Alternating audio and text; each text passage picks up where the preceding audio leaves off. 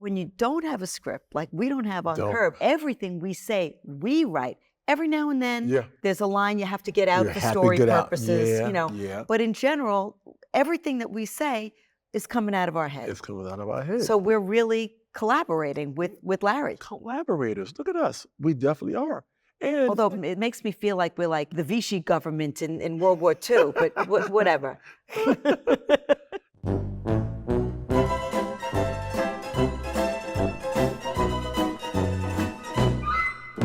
On Curb Your Enthusiasm, we get to collaborate in a way that no other actors do on any other show. No one does it the way Curb does it. You're absolutely right. It's like we're acting, but we're also creating in the moment. We're going down these little avenues that we don't know where it's going to end at because it may be a part of the rest of the season. We don't know.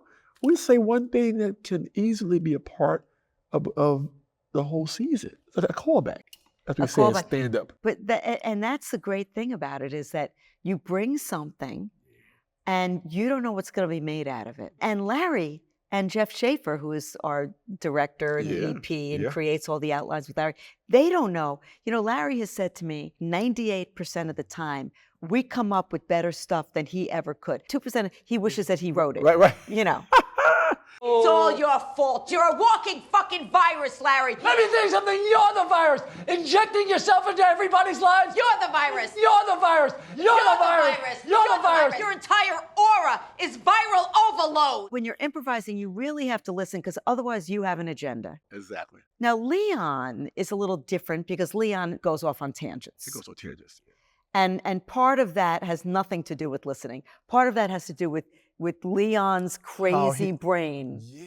He could go this way, but sometimes he goes this way and then he ends up in the same spot. But he's going to take you on a little ride, a little story maybe, or how he would have handled it. But I also want to make clear to whoever's listening to this, that is you, J.B. Smoove. That is not in the outline. In the outline is action. Actions and outline, yes. You know, this happens and this happens and that happens. But when Leon goes off on some, you know, left, hard left, I call it a hard left. You know, they should call it a pious or whatever the hell it is. That is you. All that, you know, I honestly do think about what he would say. You know what I mean? But I try to be consistent in his actions, what he would say in that moment. Both of you forever, maybe you have a shot. Fuck you, Wendy. Lifetime ban. Only person besides you, Gary Busey. If this was a brothel, I'd be fucking pissed. Lifetime ban. You're gone. I'm still good. You're still fine? What do you say to people who say it's not realistic for Leon and Larry to have this relationship? If he was still married to Cheryl, it wouldn't make sense. Right, correct. You know what I mean? That Leon's living there. It wouldn't there. make sense. Yeah, you know, why is he still here, you know? But when Cheryl left, it made sense because Larry now has bromance. Bromance, something to feed off of. No matter how crazy Leon's answers are, he's willing to take that road and that ride with Larry, no matter how it turns out. And it's worked out very nice for him. I love callbacks so much. And Curb is the callback king of shows. It's the callback king of shows. And I always look for the callback. That first season, when I said getting that ass, and Larry had no idea what getting that ass was at all. He had no idea what getting that ass was. I think in real life, you've taught Larry a lot. The first take, he said, I've never heard that in my life. I said, what? You never heard getting that ass? I said, that's so funny. I like when he says to you, keep me up on the black lingo and the, you know, all of that stuff. You getting that ass, Larry? What are you talking about? You let the man slide today. You got to immediately get in somebody's ass when that happens to you. You pull their asshole open, step into their asshole, close the door behind you, take a spray paint can, right? You spray paint, Larry was here, wash me, all that kind of shit. You know how Larry does his little gestures while he's in the scene. He either does this, he's nodding, like his mannerisms. It's like he's telling you where to drive through this scene without saying anything sometimes. You know what I always call it? Because Larry and I have never had a conversation about my character or our relationship. In 24 years, we have never had a conversation about it. And I always feel like we've had a dialogue of the unconscious. I know what he wants. He knows what I'm giving. I give him something different. He adjusts. I adjust to him.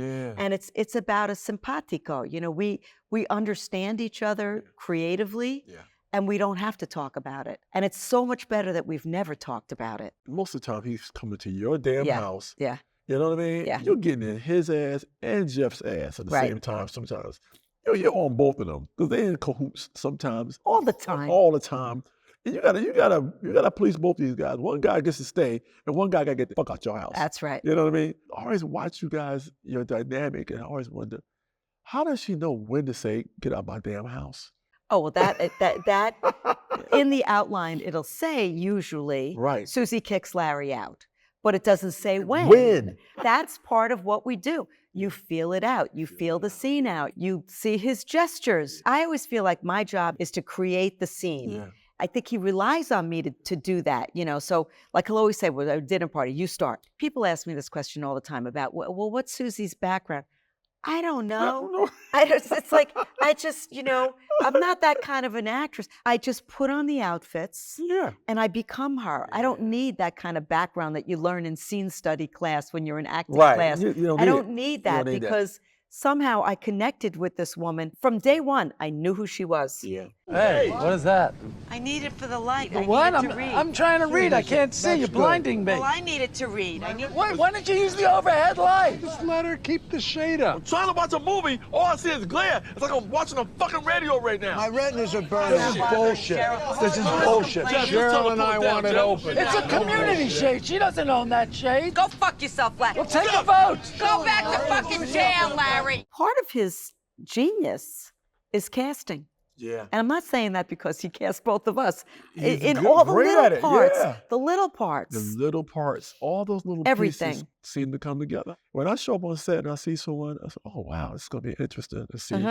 Like, they're always great. And I'm sitting there like, wow, this works perfect. Who else could he have gotten to play this character? It seems natural. It seems natural. Yeah. But that's... And in retrospect, I can't imagine any other actor playing Leon or any other actress playing Susie. I don't know who could have played Susie. Nobody could play Susu. Well, somebody would have done it differently. Well, would have done differently. Yeah, but that's the way it feels organically. You know, audition. He called me one day and just was like, Susie, hey, it's LD. I hadn't heard from him in 10 years. I'm like, oh, hi. Wow.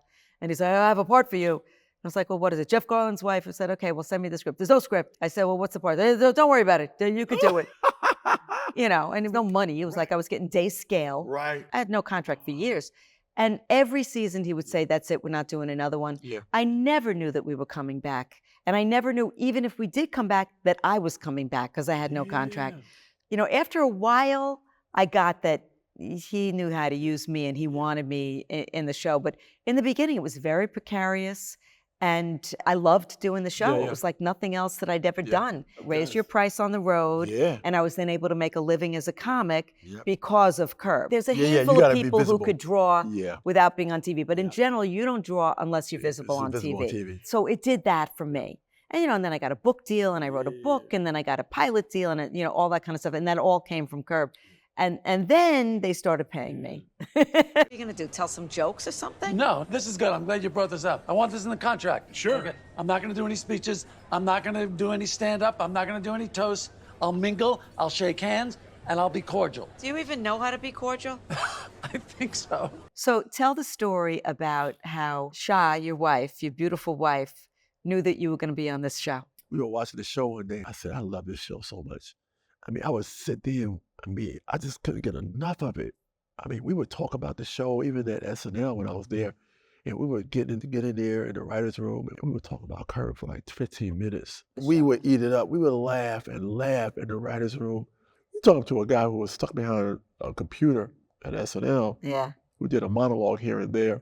I might have got 3 things on air, but you talking about 3 things in How many years? 3 seasons. Oh, 3 seasons. So 1 a season. What?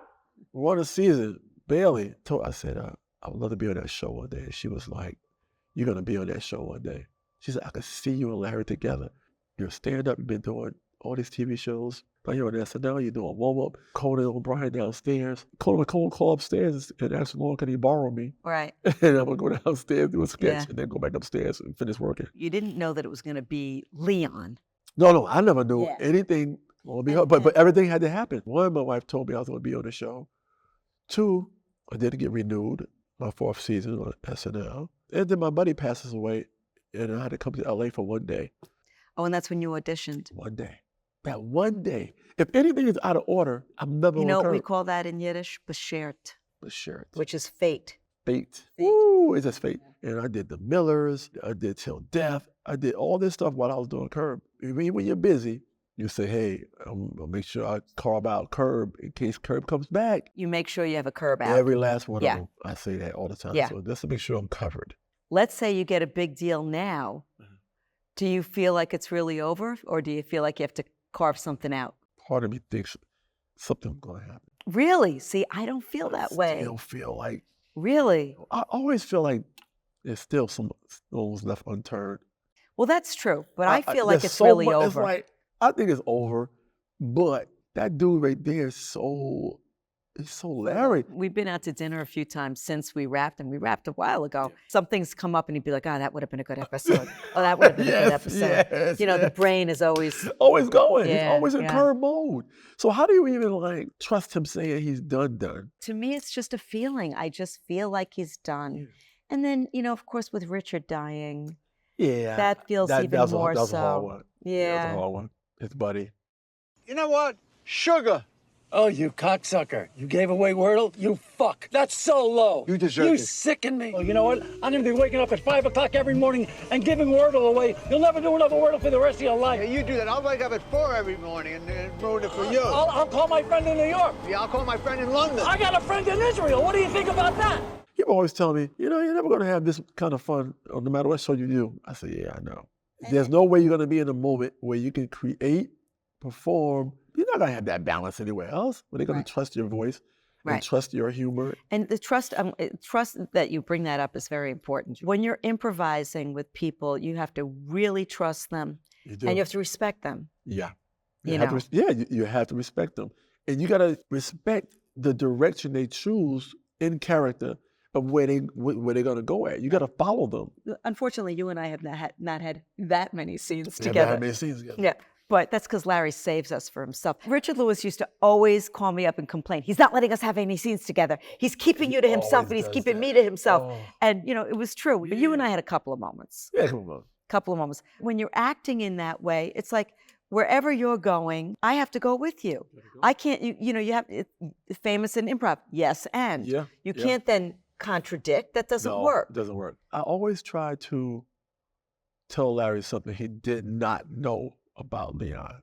And even before the seasons would start, I would see Larry somewhere and I got some good stuff for you this season. You're gonna like it. I said, okay. He would call me up. He goes, all right, you want to hear?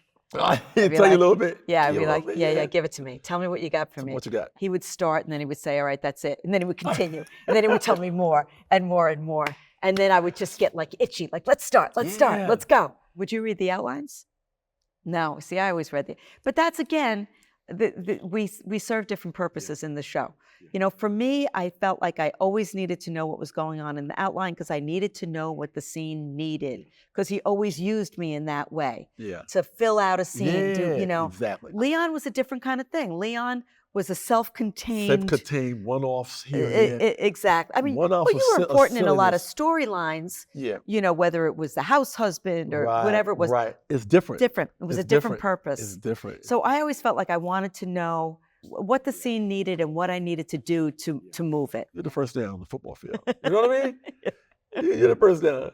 You know, a play is called, and you got to get from there to there. That's right. And you're the person to And help to facilitate move that. the story along. Move the story along. Right. Yeah. Leon just says crazy stuff. and Oh, he just- such crazy stuff. He just keeps Larry in here, in a little So circle we grew up in the same town and went to the same high school. in high school. Yeah, Mount go Vernon figure. High. Mount Vernon High Go School. figure. I always call Mount Vernon the biggest small town in the world. Yeah. I'm very happy I grew up there. I wouldn't trade it for anything. It Really was. Really was. I didn't get a great education, but I got a great education. Yeah. You know? Isn't that something? Yeah. And you know, you get those teachers where you can't wait to go to class. Yeah. Those are rare, We but they're had wonderful those. when you have them. When you have them, it's something about it. Yeah. You respect it. Did you go to college? Yeah. Where'd you go? I was a double major in high school. I was an art major and I did engineering drafting in Mount Vernon High. Then I graduated. I wanted to stay home a little longer, so I went to Westchester for 2 years, got an associate's in engineering drafting. Then I went to Norfolk State University in Virginia. Oh, in Virginia. And that's where I studied graphic design. I went to SUNY Purchase. I was an urban studies major. Oh, wow. Yeah. And besides living in a city, I've never used that degree. But, it's just so interesting to think of you, J.B. Smoove, if you would have ended up an engineer, and if I would have ended up, a city planner. Our personalities would have still been the same. I just would have been a funny graphic designer. That's right. That's right. It still was something I did. But I think you would have been frustrated. Maybe. Hey, man, I binged all those Seinfeld episodes. Oh, yeah? All I got left is the fucking finale. Wow. Although I heard some terrible things about it. I heard you fucked it up. People say to me, oh, you would have had a career no matter what. I don't know. We don't know. I don't know. I think Curb gave me the venue to do my best work that I could possibly do. It showcased me in a way that I don't know that anybody else would have. I feel like Larry, was a man who knew how to use me. Yeah. Man, look, in the stand-up world, in the acting world, Larry is basically underhand pitching you. He's done the heavy lifting already. Right. I mean, he's literally just tossing the ball to you, and you just got to hit it. Yeah, but what a ball he's tossing, what a ball baby. he's tossing. Yeah. The lowest form of anything I've ever heard. Stealing a fucking anniversary gift. Take that recipe, Jeff, and shove it up your fat fucking ass. Oh my God! She's walking! She's walking! It's a miracle! The latitude that we've been given to create these characters. Susie is my creation. Yeah. In that sense. I always feel like we're like brother and sister. Yeah. Yeah. Where we Fight fight for the and top then, bunk or something like but that. I will defend him. Yes. I will defend him to the death. Yeah. That's how I feel, too. I love you, baby. Love you, Susu. Money earning Mount Vernon for life. Woo, that's how we do.